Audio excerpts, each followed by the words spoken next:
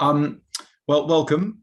This is Missing in Action. It's a call that Paul, Sylvie and I do every month on the second Tuesday of the month. And it's for veterans and first responders in the main. And this is going out live on Facebook. So if you don't want to communicate with us, that's cool. You can keep your camera off. If you want to, then by all means chip in and join in with the conversation.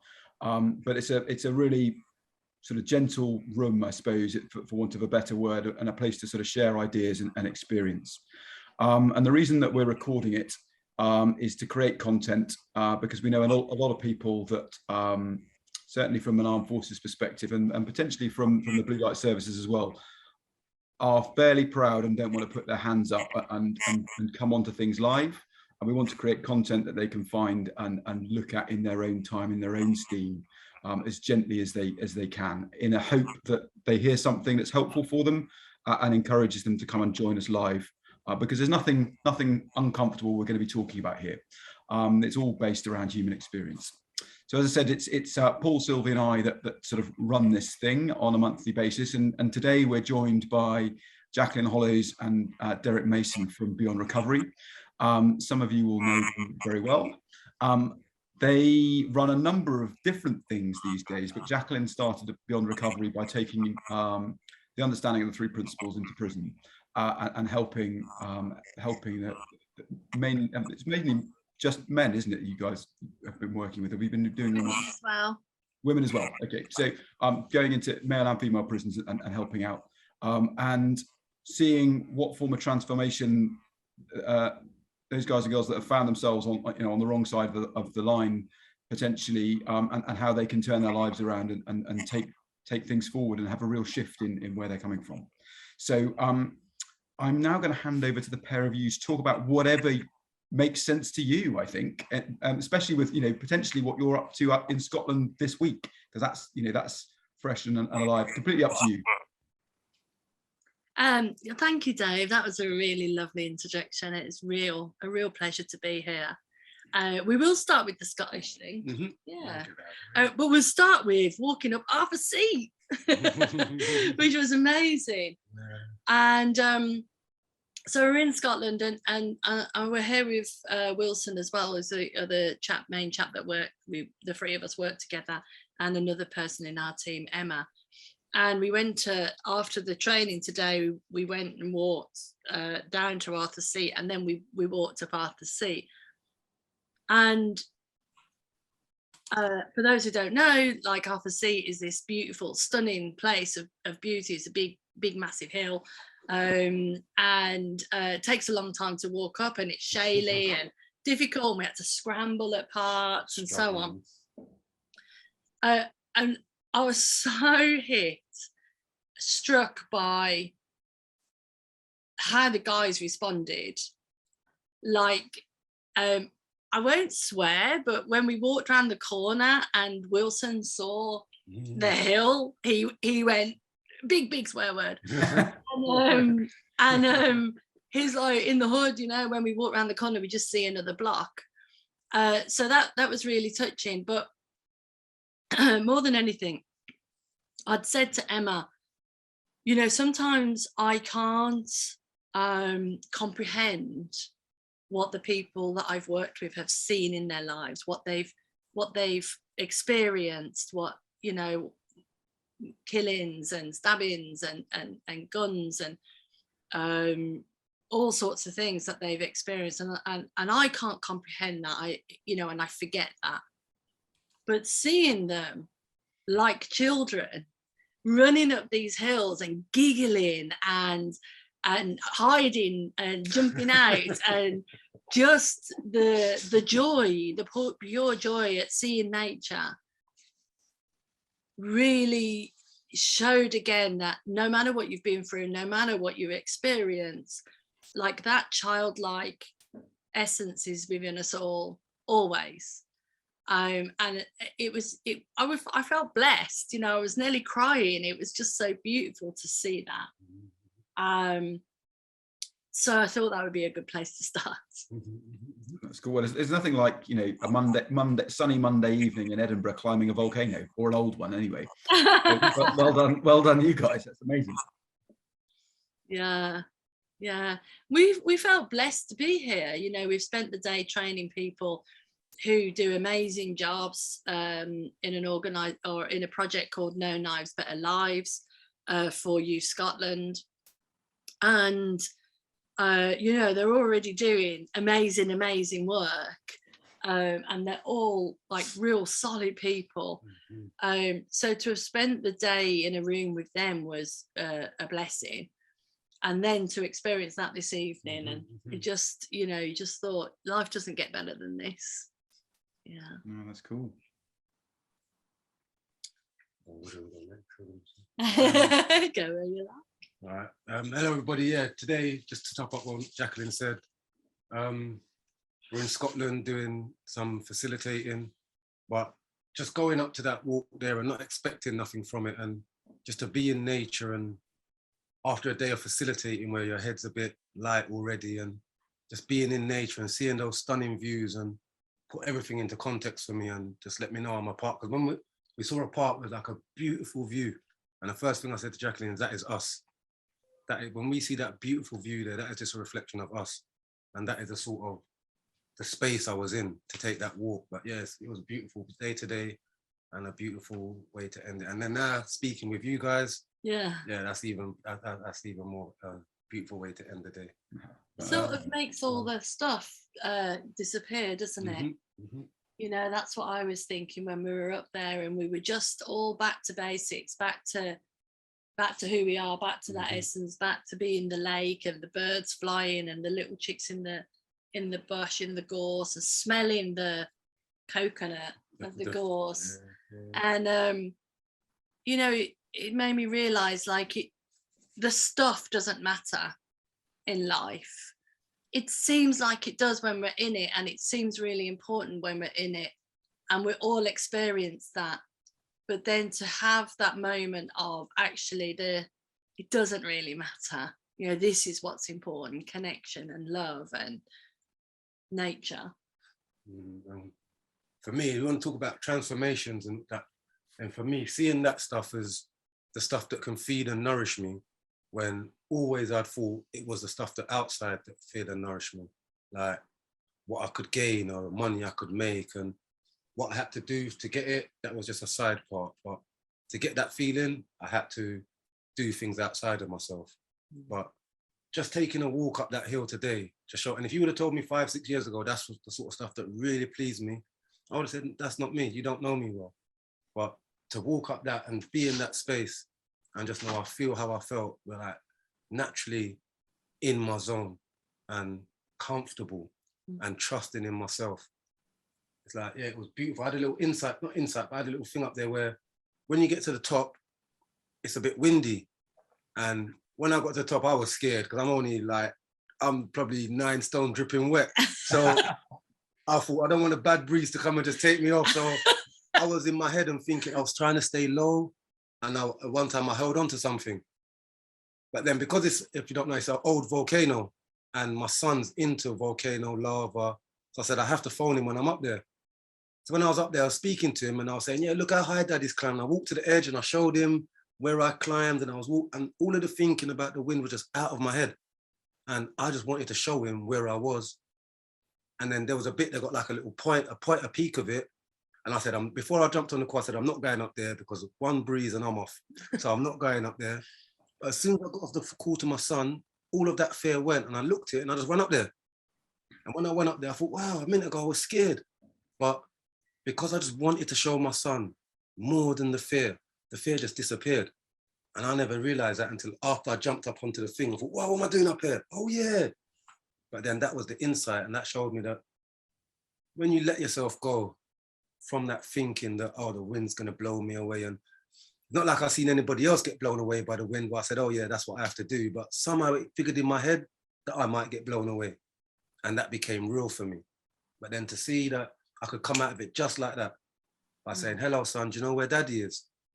And then everything went out the window. That highlighted to me that, yeah, I'm in a good space. And things can change with one thought, and it might seem simple or something, okay, but it's the same one thought that I can trace back to my transformation, not transformation, but I could trace back to my first insight in what me say. For those who don't know, I got this understanding when I was in prison, and Jacqueline and her team came in and run groups for us. And yeah, from going to that group and having insights, I realized I no longer had to do what I thought I had to do. I no longer had to live by the rules that other people were setting or what other people expected of me. And at first, I don't trust myself, because I ain't trusted myself like so much before.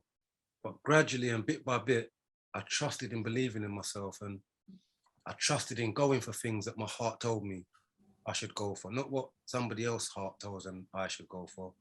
And bit by bit, I just gradually get to trust myself and know that when I trust myself and I'm in my truth and I feel that, that is the best place for me. And what previously might have thought I couldn't get away from, or I couldn't change, or there's no thinking involved to change it. It's the dropping of thinking that I find changes it, when I end up in a space where basically anything's possible. Anything's possible, because I wouldn't believe that I would be facilitating in a group, in a charity, what does knife crime, to prevent knife crime. I'm not meant to facilitate in that group, but with all that thinking in my head, I wouldn't. But with no thinking, just know when I'm in my zone and I'm in my space, then we're all the same thing. We're all the same. And realizing that takes away the bad options for me, because if somebody else can do something and not choose them options, then why can't I choose those options? And if I really want it, then I will achieve it. You're reminding me of I experienced a lot of trauma as a child, violence and other stuff in the house, and I went on to have that as a lifestyle. Like, you know, that's what I knew, and that's how I identified with love, was violence and mistreatment. And I can remember that I was telling this story today. I can remember that if a man was like just being a man, you know, just a bit louder or a bit sort of squaring up or whatever, I would immediately be fearful, and I would immediately be subservient and trying to please and trying to fix everything and trying to make sure that I was safe, basically.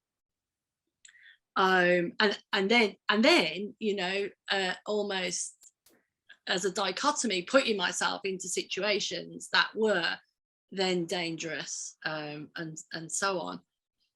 And you know, for years and years, I had counselling and had all sorts of, you know, people advice and tough love and all sorts of things. And you know, people saying like, oh, if you love yourself, then you wouldn't put yourself through this, and got to love yourself first, and all of that. And I just didn't know what that meant. I didn't know how to find that self that they were talking about, because when I looked in the mirror, you know, I saw someone that deserved to be beaten or deserved to be mistreated. And like way before this understanding, I was 39 years old, and I was having a hysterectomy, and my father got in touch, and I was speaking to my father on the phone, and it was the same old bullying and everything. And I put down the phone, and I remember the click in my head, which went, this man has ruled your life for 40 years. This man has affected every relationship that you've had. What are you doing? And it was like an awakening. You know, I suddenly just went, whoa, what am I doing? I don't understand why I'm doing that. And that click had me change overnight. I didn't understand the change, and I didn't know what it was all about at the time. But it just had me change. Like my attitude changed magically. I didn't attract violent people into my life anymore, or aggressive people into my life anymore. People didn't treat me badly. Like, I'd go out to clubs with my friends and people would say nasty things to me, but they wouldn't say it to my friends. That didn't happen anymore. And a few years later, my father got in touch again, because after that I cut off all contact, and my father got in touch and he was dying and he had nobody else. So I went to help him, and we spent 5 months together. And you know, he basically wanted me to be a child again and to rewrite history, which obviously can't happen. And I spent his last night with him in hospital, and I sat next to him all night reading a book to him and trying to help him to let go. And I didn't love him, right? I'm sat next to him. I didn't love him. To me, he was a stranger, but he's a human being. So, and he needed comfort. So I did it. And I sat with him all this time, and, you know, and read stuff. And there's some funny stuff that happened during the night. And the next morning, I'd been in the hospital 72 hours, something like that. So I looked pretty dreadful. And the next morning I went to wash up and whatever, because there was visitors coming to see him. And I went into the bathroom and I looked in the mirror, and, you know, there's no makeup and my hair's greasy and everything. And I looked in the mirror and I saw the most beautiful person I'd ever seen. And I just kept looking at her. And I thought, I don't understand. Like, what's this? Anyway, you know, time went on, and I've come to realize that in that moment, with the tiredness maybe, and the sitting up with him all night, and there was an experience where he held my hand to his chest and said sorry, and this, whatever it was, I saw through the veil for a second to my true self. And the true self, it didn't matter what this looked like, or what the hair looked like, or any of that. It was beautiful. Like, what was shining back was beautiful.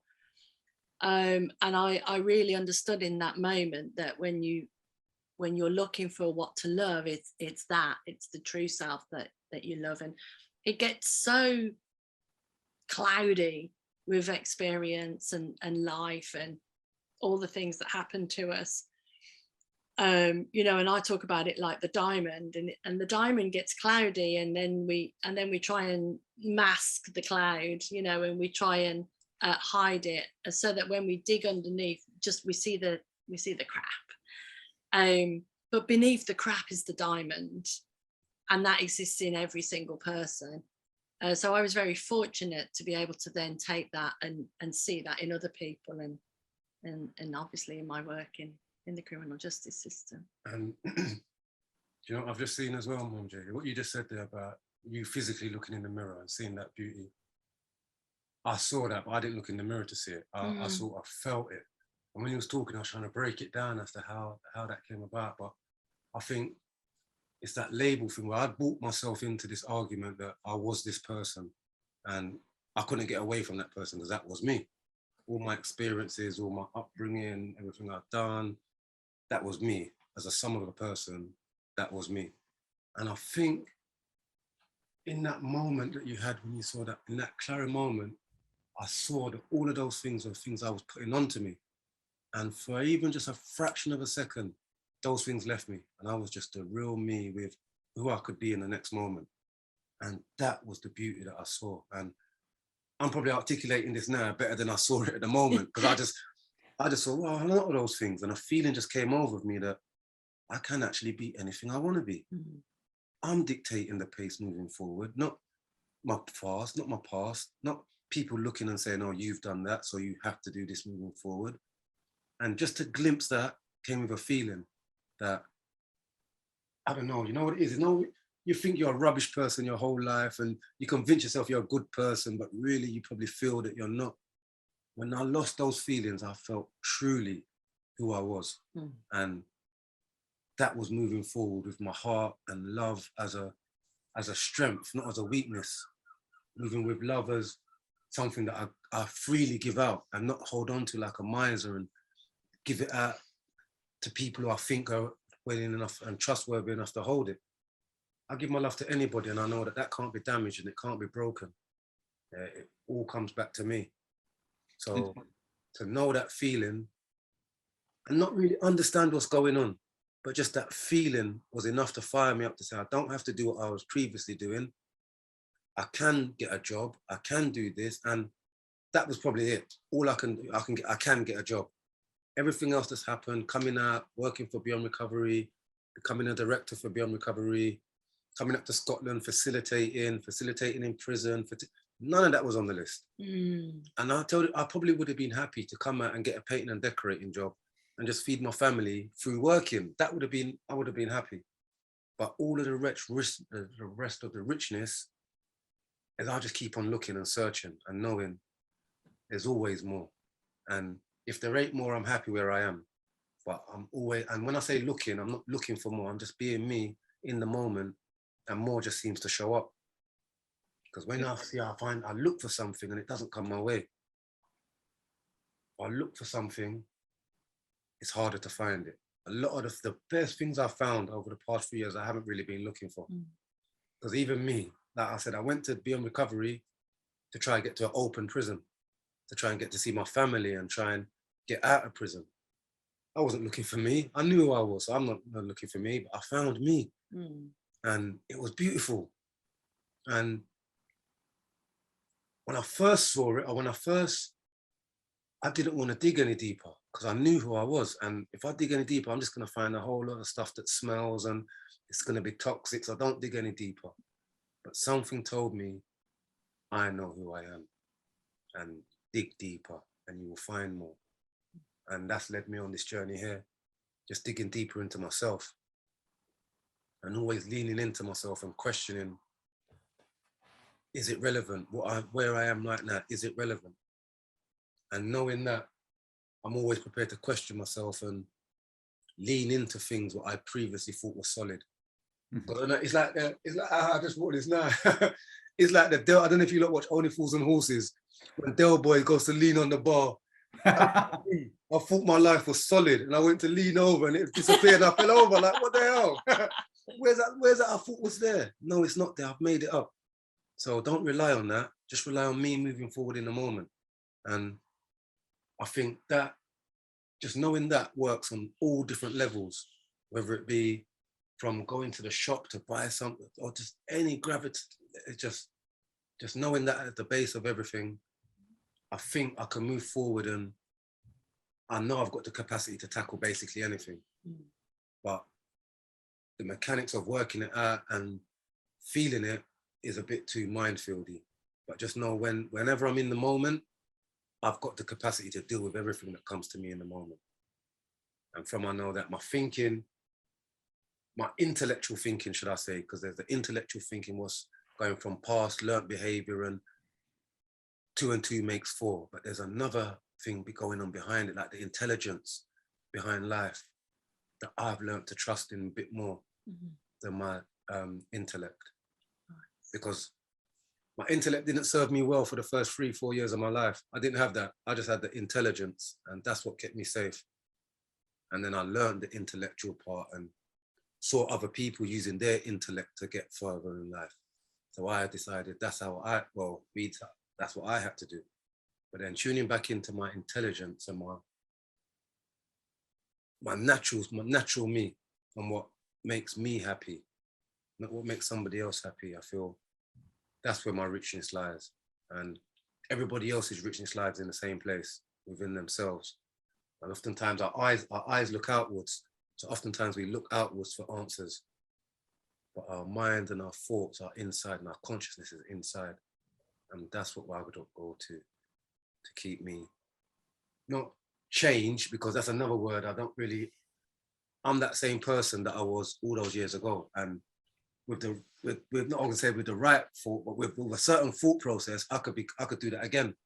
But with my thought process now, I don't choose to do that. My consciousness now doesn't let my heart do it. And I just know that that would not be me. Me being the best version of me is following my heart in the moment. And I think that's what I'm sticking to, and it's serving me well so far. So I love sharing it. And every time I share it, it's like a testament of how I know that I'm doing the right thing. Because like I said before, you would have taken me 5 years ago and said, I'm going to be on this call, Dave Hill, veteran, Paul, Sylvie. That's not me, mate. I'm over there doing other stuff, what Derrick does. Yeah. And even that, I didn't even like the name Derrick. I hated that name for 40 odd years, until I realized I was buying into the label that Derrick's a silly name. And I was buying into the label that Derrick's a name you must take the P out of. As soon as I realized that and stopped doing it to myself, people stopped doing it. It's like what you said. When I stopped looking for the joke in my name, people stopped making jokes out of my name. And it happened instantly. I'll give you a story. I used to tell people my name's Mason. I won't tell them my name's Derrick. So then when it comes to the dinner queue in prison, there's another resident who's reading off the names. And I'll go to the queue and he'll be like, mate, Derrick. Oh, your name's Derrick. Oh, Derrick. And everybody will start laughing. And I'll be like, yeah, Derrick. And I'll play into it. But then there was another guy who was on the wing called Derrick, and nobody laughed at his name. Nobody. I thought, how comes that? Like that. And I thought, all right, no, I'm going to own my name. That's my name. Next time in the queue, the guy's like, oh, Derrick. I went, yeah. And he's like, oh, yeah, Derrick. And nobody laughed. Everybody, and I was like, wow. Yeah, I'm Derrick, and I'm practicing a name just like everybody else's name. But for some reason in my head, it didn't fit me. It didn't fit me. But what thinking employs that? But then that is all done innocently again. But yeah, I spoke a bit wrong. I just wondered if you wanted, how we're doing. Did you want to ask questions? Or? You're doing wonderfully, thank you. I think you've answered it already, Derrick, but you alluded to the fact that you went to Beyond Recovery to help your family. But was that after you'd already started the sessions that you went, oh, there's something in this that I can see that helped my family, or was it, you know, that it just made sense to go along and hear what the guys and girls had to say?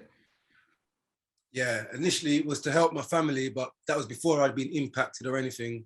It was just, if I do this course, then that'll help, that'll tick a box. We've got this thing called tick box exercises, and both sides do it. So Mama J's not like that, but Mama J would have a group, or someone like Mama J would have a group. She needs 15 people in the group. Just get them in, tick the box. We had a full class, get them out. Next 15 in, tick the box. And we're doing the same thing. I'm just going in there, tick the box. I've done 3 courses.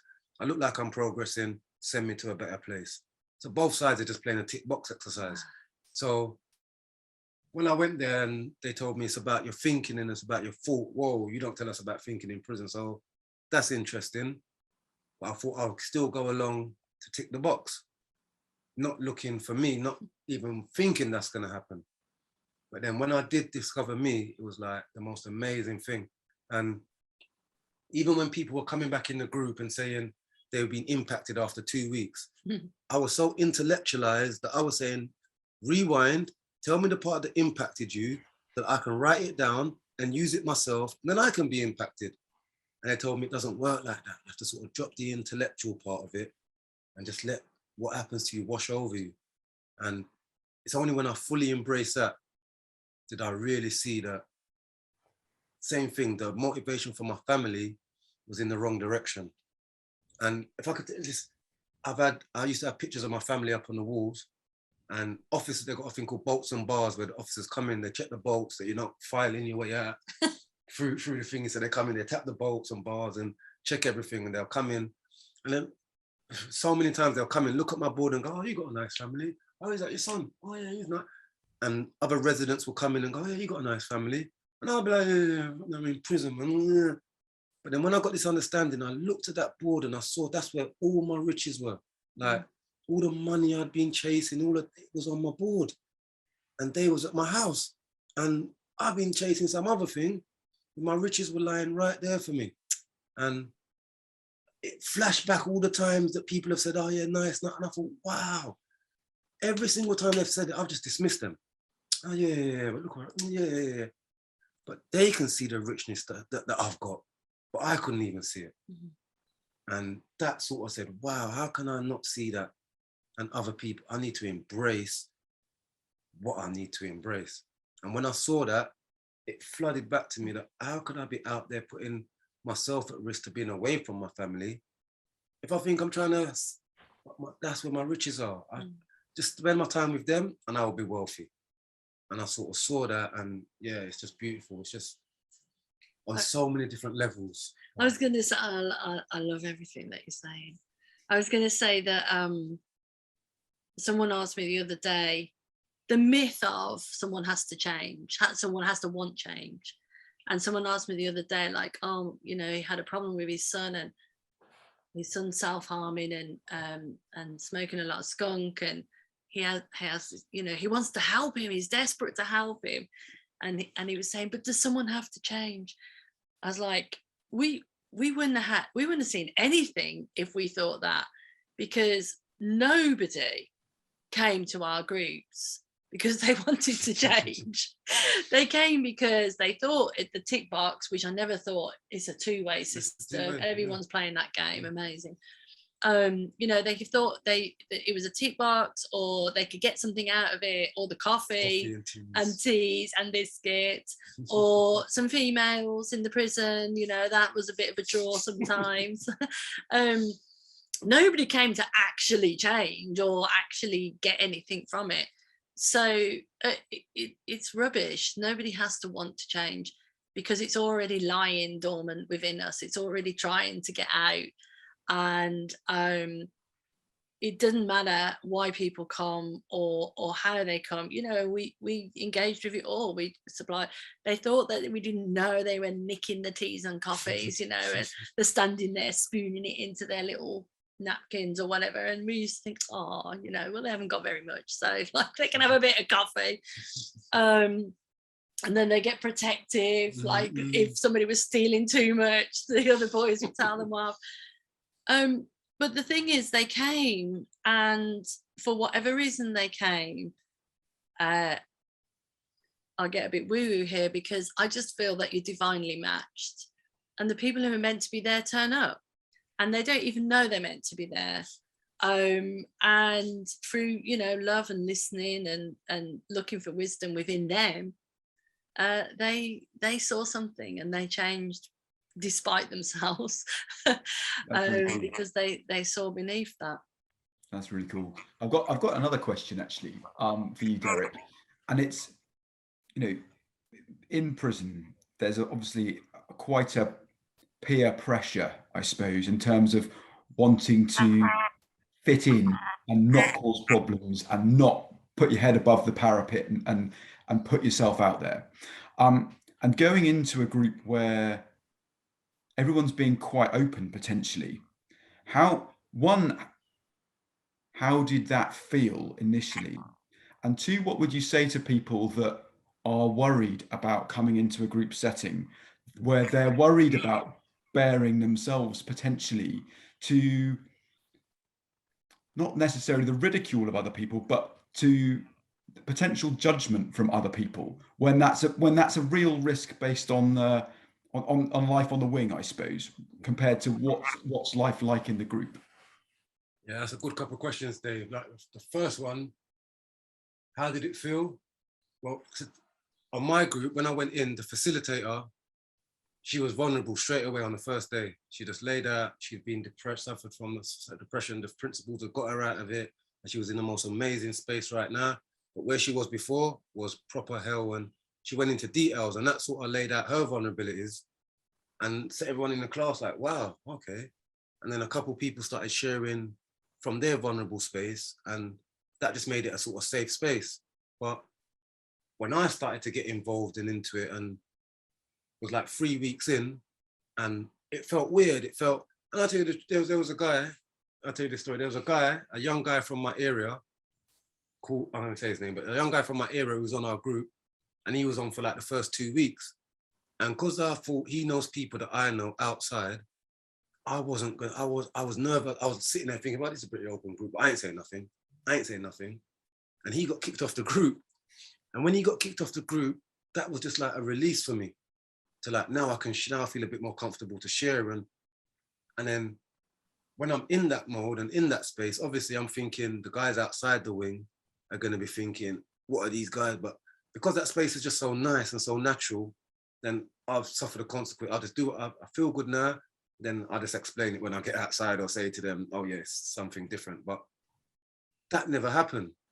We were getting people walk past the room and see everybody laughing and joking, and they want to know what's going on in that room. I want to come on that group.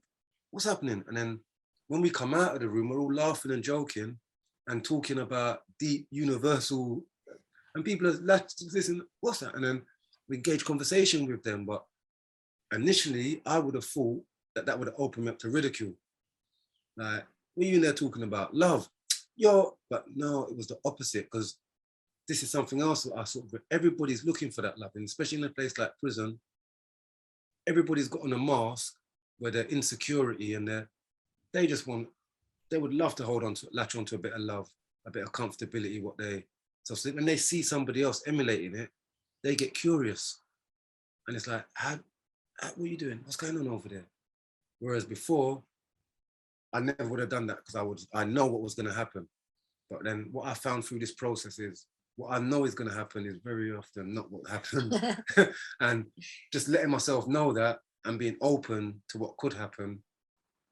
Yeah, I've loved seeing the reaction back from other human beings who are just like me, looking for that love and looking for the. As for talking in groups, I don't know, like I said, from that space is created where it's nice and where people are open and sharing. Obviously, people, well, me, I've got thinking about being judged and what I see as a vulnerability.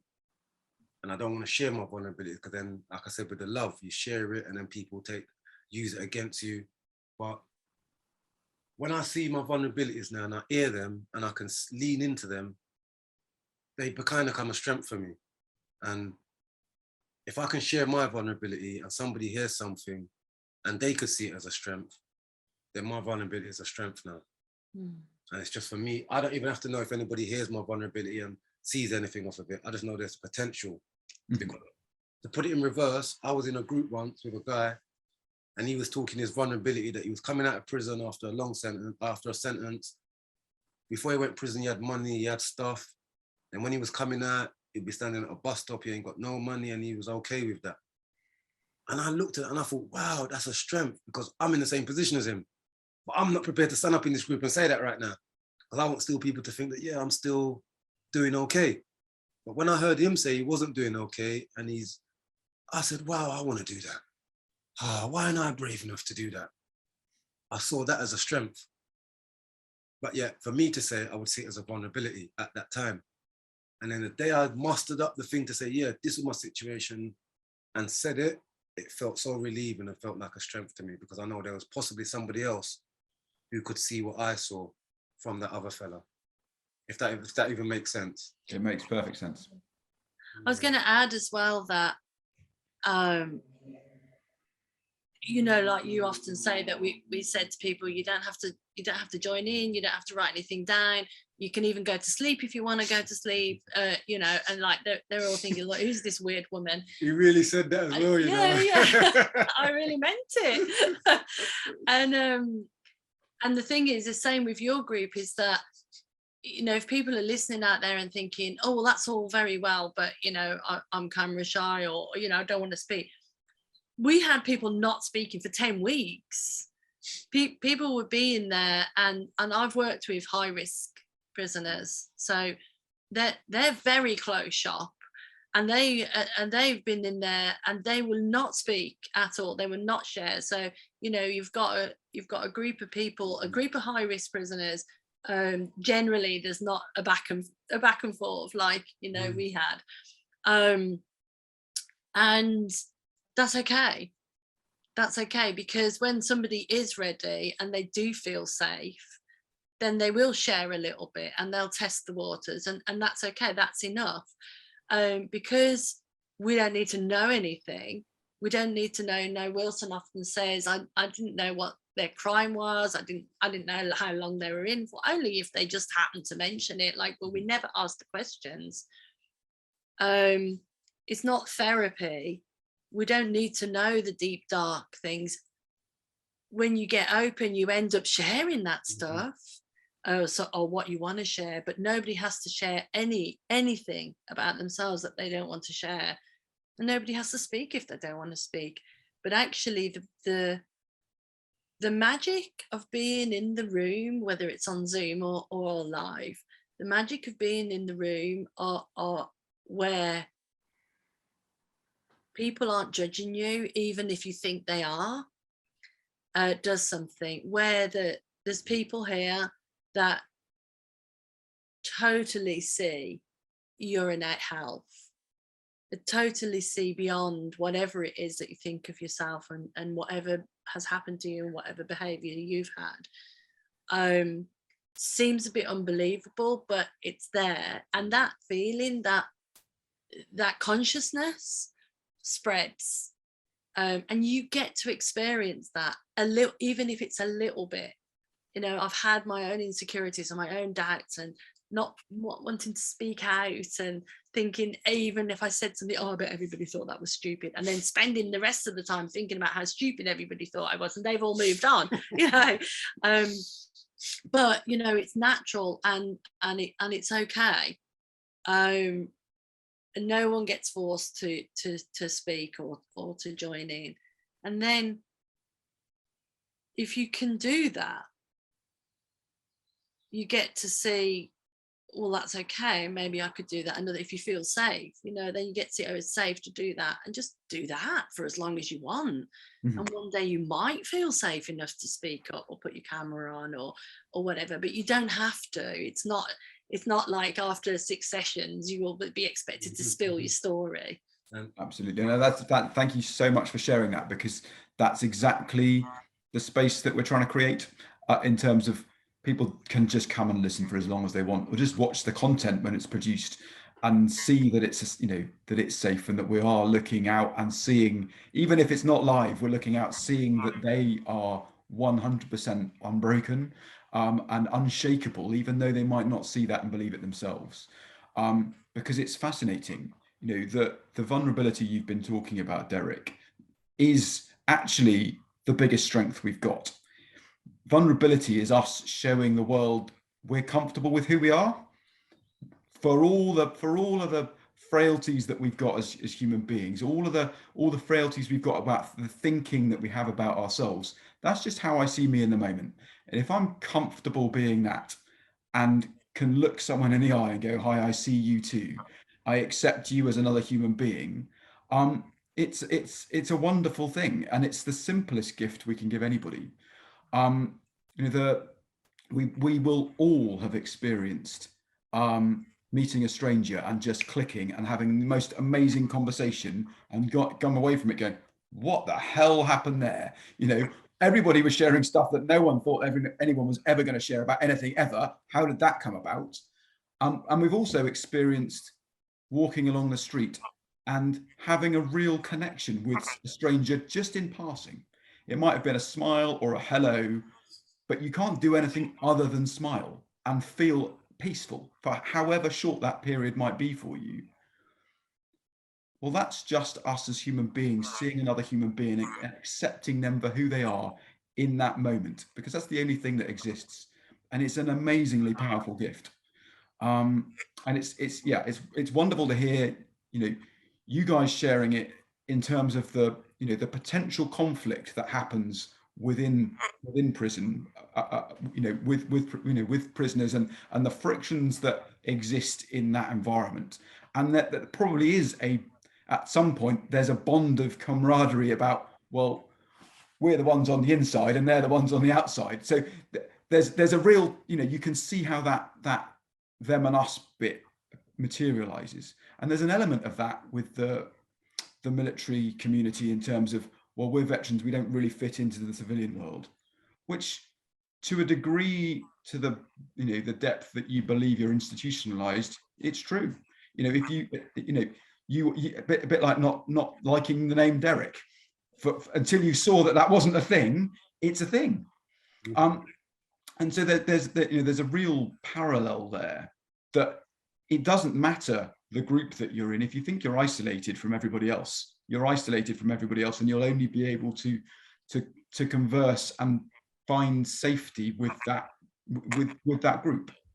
And that's cool, because at least there is somewhere you can go and feel safe to start off with. And what we're trying to demonstrate with this and various other groups that we've got going on in smaller pockets is that come and dip your toe in the pond that you feel most comfortable in, and see how you get on. And when you're doing backstroke and having a great time, there's probably another pond that you can go and jump into with some other people. Go and have fun there. Go and see how that is. And the aspiration for all of us is actually not that it's going to be veterans helping veterans and blue light services helping each other. It's you're all human beings, and you can lean into anybody. Both be of service to them and then be of service to you, because it doesn't come down to your experience and shared experience in unpleasantness that allows anybody to help anybody. It's way simpler than that, and that's what we're trying to shine a light on. And it's been really cool for you guys to come and share about a completely different world which is absolutely identical. That's what we're trying to get people. The story that you've got about who you are and the reality of who you are is irrelevant. The truth of who you are is the fact that you're not broken and that you are a human being. And I think that's the wonderful thing that we're all pointing towards here. So I'm conscious that we've got about 12 minutes left. I don't know if anybody else has got any questions. I'm aware that I've been chatting a bit. So if anyone's got any questions for the guys, please unmute yourself and ask away. I haven't got questions. Sorry, Sylvie, I've jumped in the way. Oh, on you go, mate. You're right. Yeah. I haven't got a question, but there's been so many light bulbs going off as you've been talking, both of you. It's incredible. And some points they moved me to tears, and glad I had my glasses on and not people couldn't see me. I saw the windscreen wipers come on board. Because they resonated, and we're from different worlds. We are, and I was a veteran, and I suffered from PTSD, and I told no one. I got diagnosed shortly after leaving the military, but scared I would lose my job as a police officer. I told no one. I buried my head, and something you were saying, about the way you see the world and people see you and everything really, really, really resonated. I don't know if it was PTSD or just where I was and how I was feeling, but I thought the world was against me. And I was going into situations and there's a lot of violence, and you have to deal with it. But it was always me that ended up in the violent situations, not my colleagues. It was always me. It was always like, why me? Why me? And that carried on for an awful long time. It wouldn't necessarily be violence, but it would always be, oh God, why has that happened to me? And it wasn't until I actually had to stop. I couldn't take it anymore. My body was shutting down. I was diagnosed with fibromyalgia. I was falling asleep at 5 o'clock in the afternoon. I got a family, that's no good, is it? Depressed, anxiety, really in a bad place.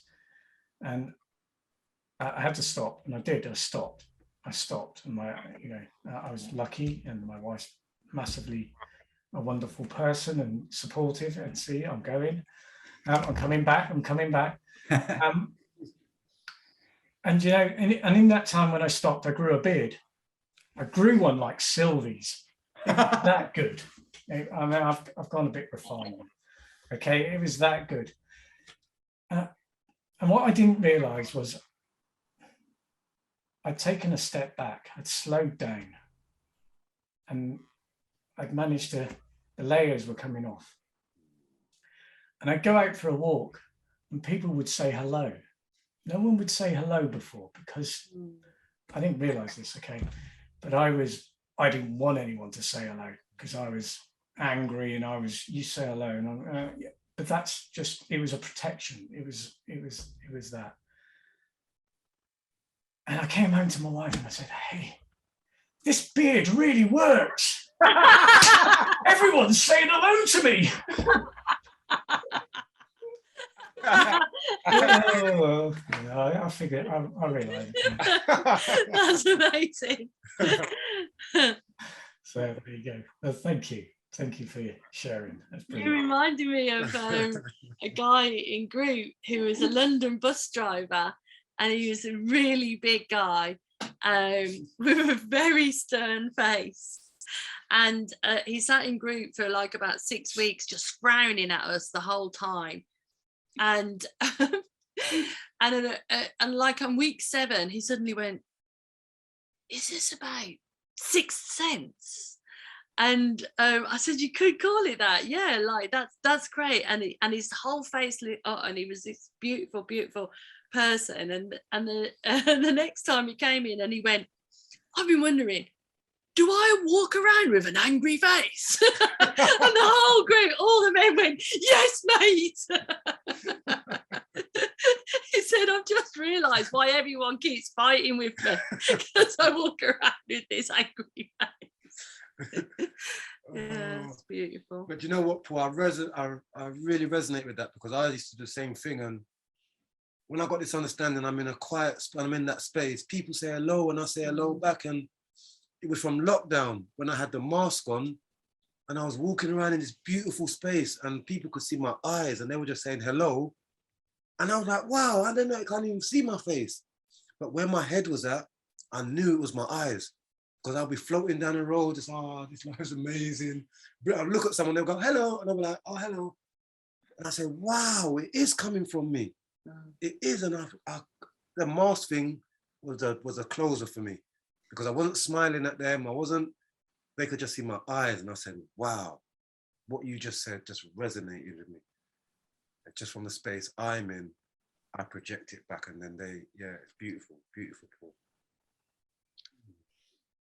Sylvie? Yeah, I was just wanted to go back to I've got a bit of an echo on here. Where's that coming from? What you said at the start about getting out in nature and how you felt connected. It's amazing how it makes you feel small, but part of something so huge. And then when you got to the top, Derrick, you let your thinking get back in control, and then you spoke to your son, which then reconnected you to something much larger.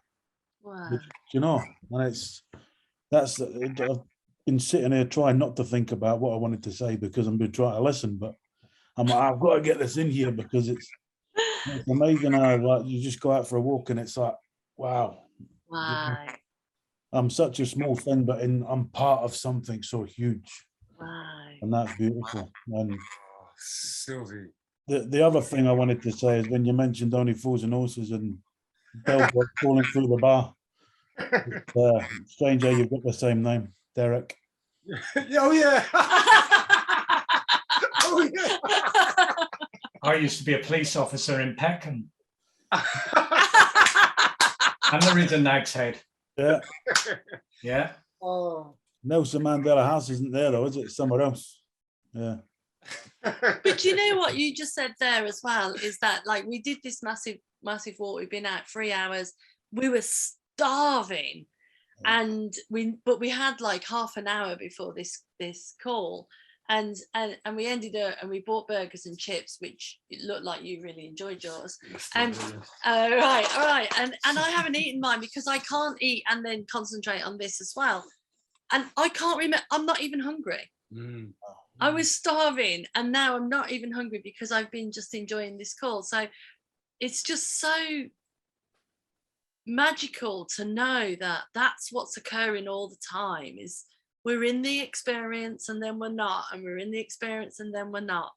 Whether it's as simple as, hunger, or wanting to go to the loo, or something that is more difficult or challenging. We're in the experience and then we're not. And just seeing that and being okay with that, even if it's frightening when we're in the experience, is a life changer. And you know what, Sylvie, you blew me away, because when we was walking in the town today, and Mama J said where Edinburgh Castle is, and And she said, it's some big, you just walk around the corner, it's just there. And I said, oh, I love those things. When you see things, you feel in awe of it because you feel so small, but you know you're a part of it. And you just basically said the same thing. Yeah. You basically said the same. And then that explanation of my son, thank you. Because I thought it was a bit like, oh, my feet, but no, because that fear just disappeared. It wasn't even there no more. Yeah. And I was just in the moment with the volcano, with my son, just with everything. The wind was me as well. Yeah. Because I wasn't even, that wind, no, it was all beautiful. And it happened just like that. Wow, thank you, man. Well, thanks very much for sharing, guys. It's been awesome. Yeah, it's been really cool. We've got a couple of minutes left. Does anyone have any other questions? Give someone else a chance to speak. Exactly. Honestly, it's nice to see you. Nice to see you too, Jackie. Really lovely. I didn't know you were in Edinburgh. That's so cool. Yeah. I'm taking it was Arthur's Seat you walked up. I missed the beginning. Half a seat, yeah. Yeah. Wow. Beautiful. Yeah, a lot of Scottishness tonight. And it's lovely to hear the work you're doing. I mean, just really beautiful. Thank you. Yeah, really beautiful. I'm currently working for an organisation that works for guys, works with guys who are diagnosed with schizophrenia. And I love the work.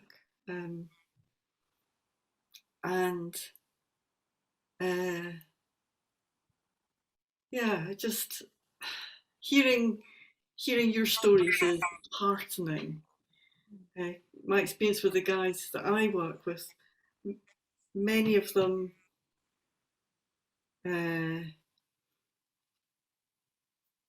haven't got an awful lot of capacity to hear an awful lot at the moment, I think, or how I'm sharing isn't apparently making a lot of difference. And I think before I came across the principles, that wouldn't have been okay with me. But actually, they don't have to be any different to how they are, really. And that's just so lovely. Beautiful. Beautiful. Great work. Yeah, that's really cool. Thank you. Cool. Well, thank you both so much for coming along and joining us this evening. It was so fun. We loved it. Yeah. Paul, Sylvie,